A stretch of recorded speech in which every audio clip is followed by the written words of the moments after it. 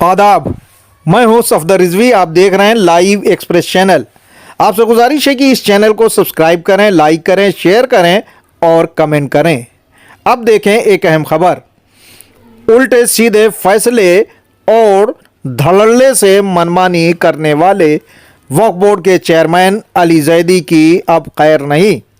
वे नप गए हैं और उन्हें कानून की खिलाफ वर्जी करने के जुर्म में जेल की सलाखों के पीछे जाना पड़ सकता है। चौंके नहीं, ये बात सही ही नहीं बल्कि 100% सही है। ऐसा इसलिए क्योंकि हाई कोर्ट की एक अदालत ने उनकी मनमानी पर संज्ञान लिया है और उन्हें नोटिस जारी किया है। ये नोटिस चेयरमैन के साथ साथ योगी सरकार के चीफ सेक्रेटरी और वक्फ बोर्ड को भी जारी किया गया है। हम इस मामले पर विस्तार से चर्चा करेंगे, लेकिन सबसे पहले इस बात पर चर्चा करेंगे कि आजकल ससुर और दामाद यानी भूमाफिया और कब्रों के सौदागर मौलाना कल्बे जवाद और बोर्ड के चेयरमैन अली जैदी क्या गुल खिला रहे हैं। इतना ही नहीं बल्कि ये बताने की भी कोशिश करेंगे कि सरकार इनके खिलाफ किस तरह की कार्रवाई कर रही है, जिनसे इन्हें धरना और प्रदर्शन याद आ गया है। कानून के जानकारों का कहना है कि अब ससुर और दामाद के खिलाफ कार्रवाइयों की उल्टी गिनती शुरू हो गई है। इसीलिए मौलाना जवाद का गैंग परेशान है और बौखलाया हुआ है। अब उसकी समझ में कुछ नहीं आ रहा है और उल्टे सीधे कदम उठा रहा है, जिससे लोग उन पर हंस रहे हैं। जैसे अब्बास बाग की करबला के अंदर कब्रों में सो रहे मुर्दों को शोर शराबा करके परेशान करना। अब तक यही होता था कि धरना और प्रदर्शन ऐसी जगह पर किया जाता था जहां सरकार का दखल होता था। इसके बाद मुख्यमंत्री, मंत्री या राज्यपाल को ज्ञापन देकर अपनी मांगें पूरी करने की अपील की जाती थी या चेतावनी दी जाती थी। वसीम त्यागी जब बोर्ड के चेयरमैन थे तो मौलाना जवाद सड़कों पर आकर विरोध किया करते थे, लेकिन आज उनका तरीका बदल गया है। इसके पीछे सबसे बड़ी वजह आवाम का उनके साथ नहीं होना बताया जाता है। आज लखनऊ की सैकड़ों अंजुमनों ने मौलाना जवाद से अपने को अलग कर लिया है, क्योंकि उन्होंने वादा करने के बाद भी अंजुमनों को वक्फ के काम में नहीं लगाया, यानी अंजुमनों को वक्फ का मुतवल्ली या देखरेख का काम नहीं सौंपा, बल्कि उनकी जगह छटे हुए बदमाशों, अपराधियों और बदनाम लोगों को मुतवल्ली बनाया। इस गलत कार्रवाई से लोगों का नाराज होना लाजमी था, इसीलिए वे नाराज हैं। आज के समय में मौलाना जवाद के साथ भूमाफिया, वक्फ बोर्ड, कब्रों के सौदागर और चंदाखोर रह गए हैं। अब ये भी जान लें कि बोर्ड के चेयरमैन और मौलाना जवाद ने कैसे कैसे अपराधियों को मुतवल्ली और प्रशासक बनाया है। पहला नाम सुनिए, शमील बाबरची। इस पर 28 से ज़्यादा आपराधिक मामले दर्ज है, जिसमें गैंगस्टर भी है। उसे वफ्द सिब्तैनाबाद इमामबाड़े का मुतवल्ली बनाया गया है, जिस वफ्द की आमदनी 10 लाख रुपया महीना बताई जाती है। ये पैसा कहाँ जा रहा है, इसका ना तो सही हिसाब किताब है और ना ही उस वफ्द का वैध ऑडिट कराया जाता है। पुलिस विभाग उस पर मेहरबान है। 28 मुकदमों का अपराधी दिन दहाड़े घूम रहा है और लखनऊ में कनक्लेव कर रहा है, लेकिन चौक पुलिस अदालत को झूठी रिपोर्ट लिखकर देती है कि उसे गिरफ्तार करने के लिए उसके घर पर छापा मारा गया, लेकिन वो घर पर नहीं मिला। इसके बाद दूसरा नाम मीसम अपराधी का है। उस पर भी पुलिस रिकॉर्ड में ढेरों मामले दर्ज हैं और उसे दरगाह हजरत अब्बास का मुतवल्ली बनाया गया है। इसी तरह दूसरे कई अपराधी हैं। मौलाना जवाद पर भी कई आपराधिक मामले दर्ज हैं। उन पर सूफी कलवा की हत्या कराने का मामला भी दर्ज था। मौलाना जवाद और उनकी गैंग पर लाखों में कब्रें बेचना और वक्फ जायदाद को खुर्द-बुर्द करने का आरोप है। अभी हाल ही में अलीगढ़ के मोहम्मद इब्राहिम ने सबूतों के साथ पर्दाफाश किया था कि मौलाना जवाद ने उनके वक्फ की जमीन 60 लाख रुपए में बेच दी। उन्होंने इसकी जांच और कार्रवाई के लिए वक्फ बोर्ड और बोर्ड के चेयरमैन अली जैदी को सबूतों के साथ पत्र लिखकर मौलाना जवाद के खिलाफ कार्रवाई करने और वक्फ बचाने की मांग की थी। लेकिन इब्राहिम का कहना है कि चेयरमैन अपने ससुर के खिलाफ कोई कार्रवाई नहीं करना चाहते, इसीलिए उन्होंने कोई जवाब नहीं दिया। लगता है कि उन्होंने उनकी दरखास्त को कूड़ेदान में डाल दिया। उन्हें अदालत से इंसाफ की उम्मीद है। अब चर्चा करते हैं बोर्ड के चेयरमैन अली जैदी की आपत्तिजनक और गैर कानूनी कार्रवाइयों की। बताया जाता है कि वे कानून को ताक पर रखकर धड़ल्ले से मनमानी करते हुए नहीं हिचकिचाते। उनके 2 साल के कार्यकाल में गैर कानूनी कार्रवाइयों के अंबार लग गए हैं। इससे बोर्ड के कर्मचारी भी परेशान हैं। कर्मचारी बताते हैं कि चेयरमैन को ये कहते सुना जा सकता है कि कोई उनका कुछ नहीं बिगाड़ सकता, लेकिन बोर्ड के एक कर्मचारी मुंतजिर मेहदी ने अदालती कार्रवाई करके चेयरमैन के गाल पर करारा तमाचा लगाया है। चेयरमैन ने उन्हें प्रताड़ित करने के लिए पहले सस्पेंड किया और बाद में उनके मुखालिफ हसन रजा से उनके खिलाफ जांच रिपोर्ट बनवाई, जबकि हसन रजा पर गंभीर धाराओं में मुकदमा दर्ज है। इतना ही नहीं बल्कि सेशन जज ने उनके खिलाफ आपराधिक चार्ज निर्धारित किए हैं। माननीय अदालत ने अभियुक्त के खिलाफ 7 फरवरी 2015 को भारतीय दंड संहिता की धारा 147, 353, 504, 506, 120 के तहत आरोप दर्ज किया है। इससे संबंधित कागजात स्क्रीन पर लगाए जा रहे हैं, उसे आप देख सकते हैं। लेकिन बोर्ड के चेयरमैन ने अदालत की कार्रवाई को नजरअंदाज करते हुए गैर कानूनी ढंग से हसन रजा का प्रमोशन कर दिया। उन्हें मुख्य प्रशासनिक अधिकारी बना दिया गया और सीईओ का काम सौंप दिया गया। नतीजतन हसन रजा सीना फुलाकर अपने को सीईओ समझ रहे हैं और उन कागजात पर हस्ताक्षर कर रहे हैं जिसके योग्य वे नहीं हैं। उन्हें पता नहीं कि वे जिन कागजात पर हस्ताक्षर कर रहे हैं, ऐसा करने पर उन्हें सजा देने का प्रावधान है। इस संबंध में शासन के एक आदेश में साफ साफ कहा गया है कि वक्फ अधिनियम 1995 की धारा 26 में मुख्य कार्यपालक अधिकारी को वक्फ बोर्ड के आदेशों संकल्पों को लागू करने की शक्ति निहित है। केवल मुख्य कार्यपालन अधिकारी यानी सीईओ ही वक्फ बोर्ड के आदेशों के हस्ताक्षर करने के लिए प्राधिकृत अधिकारी है। इसके अतिरिक्त बोर्ड के किसी अन्य पदाधिकारी द्वारा जारी आदेश अपराधिकृत है, जिसका पालन कदापि नहीं किया जाए।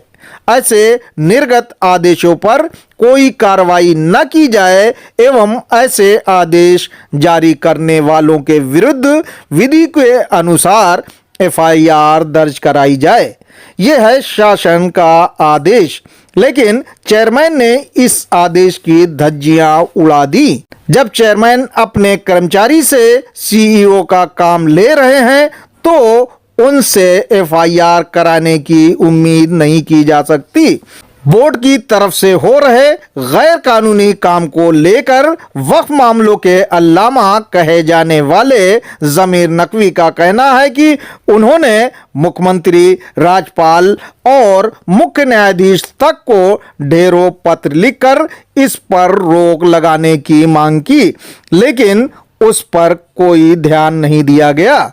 चेयरमैन ने ढेरों बैठकें की और गैर कानूनी तरीके से उसे अपने बनाए सीईओ से लागू कराया, जो शासनादेश के मुताबिक अपराध है। इसके लिए चेयरमैन और बोर्ड के दूसरे सदस्य भी दोषी हैं, क्योंकि उनकी सहमति से ये अपराध बार बार हो रहा है। इस मामले में जब सीईओ का काम देख रहे हसन रजा से पूछा गया कि वे अपराध की श्रेणी वाले काम क्यों कर रहे हैं, तो उन्होंने कहा कि चंदा बीबी एंड अदर के मामले को देखते हुए चेयरमैन ने उन्हें ऐसा करने के लिए कहा है। दरअसल चंदा बीबी के मामले में अदालत ने कहा है कि सीईओ नहीं होने पर बोर्ड रोजमर्रा के छोटे मोटे काम कर सकता है, लेकिन बोर्ड सीईओ की गैर मौजूदगी में नीतिगत फैसले और नियुक्तियां नहीं कर सकता। इसके बावजूद मौजूदा बोर्ड ने थोक के भाव में मुतवल्ली हटाए हैं और नए मुतवल्ली नियुक्त किए हैं। इतना ही नहीं, इस बोर्ड ने एक सदस्य सैयद फैजी को भी गैर कानूनी तरीके से बोर्ड से हटाने के प्रपोजल पर गैर कानूनी सीईओ से हस्ताक्षर करवा के शासन को भेजा। ये मामला अदालत में लंबित है। इस बोर्ड में ढेरों गैर कानूनी कार्य किए गए हैं, जिससे मुतवल्ली परेशान हैं। उन्होंने ट्रिब्यूनल में बोर्ड के फैसले को चुनौती दी है। बोर्ड ने मनमानी करके वक्फ अलल खैर को वक्फ अलल औलाद बना दिया। इसी तरह वक्फ अलल औलाद को वक्फ अलल खैर में बदल दिया। अमेरिका में रहने वाले मौलाना अली हैदर आबदी ने गंगेरू के एक वक्फ को लेकर बोर्ड के चेयरमैन और मौलाना जवाद को शरीयत के कटघरे में खड़ा कर दिया था। उनके वक्फ अलल औलाद को वक्फ अलल खैर में बदल दिया गया था। उनका मामला अदालत में लंबित है। इसी तरह हल्लौर के वक्फ का मामला भी प्रकाश में आया था, जिसमें बोर्ड के एक सदस्य शबाहत हुसैन ने अपने पद का दुरुपयोग करके उस वक्फ को अलल खैर बनवाकर अपने भाई को उसका पदाधिकारी बनवा दिया है। पिछले 2 साल से चेयरमैन की मनमानी चल रही है, लेकिन वक्फ इंस्पेक्टर मुंतजिर मेहदी के खिलाफ कार्रवाई करके चेयरमैन अली जैदी ने अपने पैर पर खुद कुल्हाड़ी मार ली। मुंतजिर मेहदी ने इंसाफ पाने के लिए अपने अधिवक्ताओं मोहम्मद मंसूर और साबिर अली से अपने साथ हुई नाइंसाफ़ी की दास्तान बयान की। इन वकीलों ने याचिकाकर्ता मुंतजिर मेहदी की याचिका हाई कोर्ट में दायर की। इस याचिका में अदालत से मुंतजिर मेहदी को इंसाफ देने और चेयरमैन की गैर कानूनी कार्रवाइयों को रद्द करने और उन्हें दंडित करने की बात कही गई है, क्योंकि चेयरमैन ने अपने स्वार्थ की खातिर ऐसे कर्मचारी का प्रमोशन किया है जो 307 का अभियुक्त है। हसन रजा और अन्य के खिलाफ पहला मामला वक्फ कार्यालय में सदस्यों पर जानलेवा हमला करने का है। इस मामले में मुख्य न्यायिक मजिस्ट्रेट लखनऊ ने हसन रजा समेत अन्य के खिलाफ 7 फरवरी 2015 को अपराध संख्या 300/11 में धारा 147, 353, 504, 506, 120 आईपीसी के तहत आरोप तय किया है। दूसरा मामला दरगाह के अहाते में जानलेवा हमला करने का है। इसमें अदालत ने 2011 में धारा 147, 148, 149, 307, 504, 506, 120 बी का आरोप तय किया है। इन मामलों का हवाला देते हुए याचिका में कहा गया है कि चेयरमैन अली जैदी के उस आदेश को रद्द किया जाए जिसमें उन्होंने अभियुक्त हसन रजा को प्रमोशन दिया है। इस याचिका में अभियुक्त हसन रजा को प्रमोशन देने वाले चेयरमैन के खिलाफ भी आदेश पास करने की मांग की गई है। कानून के जानकारों का कहना है कि ये बात सत्य है कि जब पापों का घड़ा भर जाता है तो वो फूटता है। अब चेयरमैन की मनमानी और उनके पापों का घड़ा अदालत की कानूनी कार्रवाई से फूटने वाला है, क्योंकि इस बार अदालत ने न सिर्फ चेयरमैन के गलत कामों पर गंभीरता से ध्यान दिया है बल्कि उन्हें नोटिस जारी किया है। पिछले काफी समय से अदालतें समयाभाव के कारण मामले की तह में नहीं जाती थीं, जिससे मनमानी करने वाले चेयरमैन के हौसले बढ़ रहे थे।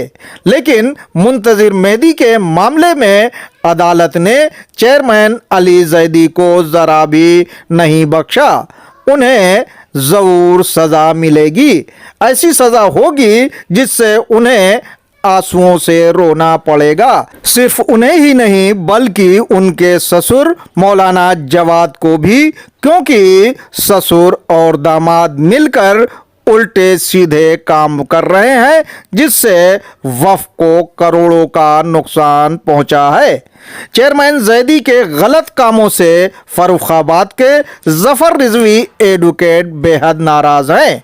उनका कहना है कि चेयरमैन वक्फ जायदाद को बचाने के लिए कोई कार्रवाई नहीं करते, इससे फर्रुखाबाद के कई वक्त पर कब्जा हो गया और बिक गया। उनका कहना है कि पहले मुतवल्लियों को 3 साल या 5 साल के लिए मुतवल्ली नियुक्त किया जाता था, लेकिन मौजूदा बोर्ड ने कमाई करने के मकसद से इसे घटाकर 1 साल कर दिया है ताकि नए मुतवल्लियों से कमाई की जा सके।